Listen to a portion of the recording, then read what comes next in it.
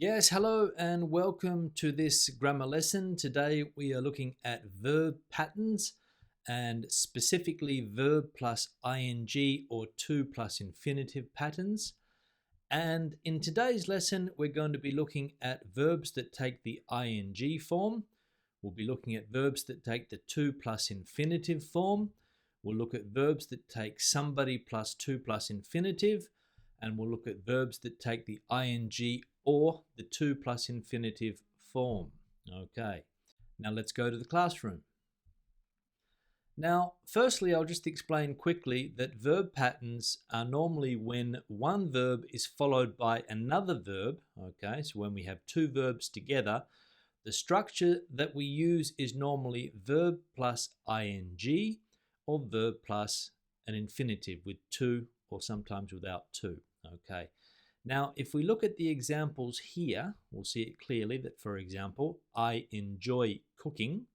So I enjoy cooking, ing, or we say I forgot to cook lunch. So we can see the verb plus ing or the verb plus the infinitive. Okay. Now let's go to part one. Now, part one is verbs that take the ing form when they follow another verb. Okay. Now, the verbs that take the ing structure are like, love, adore, enjoy, prefer, hate, finish, don't mind, can't stand, look forward to.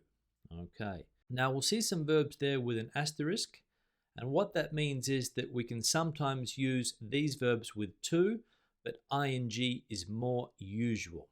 Okay, so we can say I like to go or I like going, but the more common thing is to say I like going. Now let's have a look at some examples on the next page here.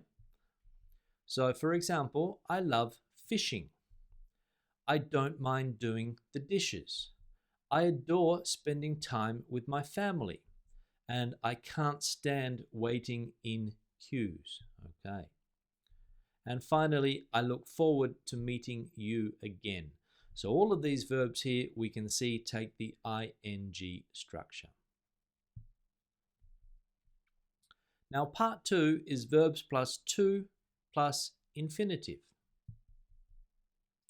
Now verbs that take the to plus infinitive form are agree, choose, dare, decide, expect, forget, help, hope, learn, manage, need, offer, promise, refuse, seem, want, would like, would love, would prefer, and would hate. Okay. Now we have a couple of verbs here also with an asterisk, and that means that they can be used without to. So dare and help can also be used without to. They just take the infinitive without to. Now, the examples that we have on this page are I choose to wear a suit to work. I choose to wear.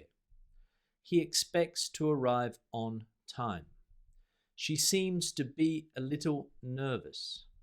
Don't forget to pick me up at 8 p.m. Or I would love to visit Edinburgh this summer. Okay, so we can see the structure. I choose, verb, to wear, so the to plus the infinitive, and then whatever else. So I choose to wear a suit to work. Now part three is verbs plus somebody plus to plus infinitive. Okay. Now the difference between the ones that we just saw is that we put somebody, whether it's he, she, you, me, or whatever, in between. Okay. Now, as we can see here, the verbs that take this structure, some of them are similar to the last ones as well. So don't be surprised if you see some verbs repeated. So for example, advise, allow, ask, beg, encourage, expect, help, need, invite, order, remind, tell, want, warn, would like, would love, would prefer, would hate. Now, as I said, some of those verbs were repeated. So let's have a look at some of the examples here. He advised me to stay at home. Will you allow me to introduce myself? We invited them to the party, and she told me to be quiet, and I would hate you to get lost. Okay? So we can see that they're taking the same structure, but we're putting somebody in between. He advised me. Will you allow me? We invited them, etc. Okay, so those verbs that we saw before take this particular structure. Now, part 4 is verbs that take the ing or the 2 plus infinitive. Okay. Now, the verbs that take these with no change in meaning. Now, this means that you can use begin, you can use start, or you can use continue with either an ing or a 2 plus infinitive with no change in meaning. All right? So, for example, it began to rain, or it began raining. It started to rain, or it started raining. It continued to rain. It continued raining. There's no change in meaning. However, if we look at these next verbs that do have a change of meaning, now what this means is that if we use remember, stop, or try, okay, the meaning changes according to whether we have an ing or whether we have a 2 plus infinitive. Now, to explain this a little better, let's have a look at some examples. So, I remember buying chocolate. I have a memory of buying chocolate, okay? I have a memory of buying chocolate. But if I say I remembered to buy some chocolate, it means that I reminded myself. So there's a difference in meaning, okay, between remember buying and remembered to buy. Now here we'll see the other verbs with the examples with a change of meaning. Stop, for example. I stopped eating chocolate. I don't eat chocolate anymore, okay? I have completely stopped eating chocolate. I no longer eat it.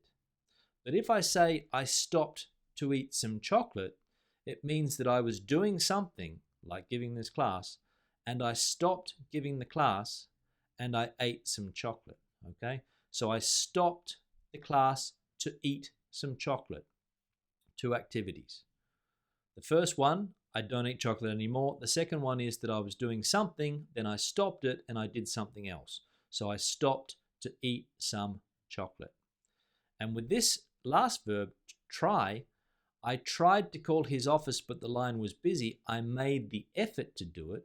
Okay, I tried to call his office, but the line was busy. So I tried calling his mobile phone. I experimented with a new method. I tried a new method to get through to him. So I tried calling his mobile or his cell. Okay, so I tried to call, but he wasn't there. So I made the effort. But then I tried calling, I experimented, I tried calling his mobile. Okay. Now that's all for this lesson.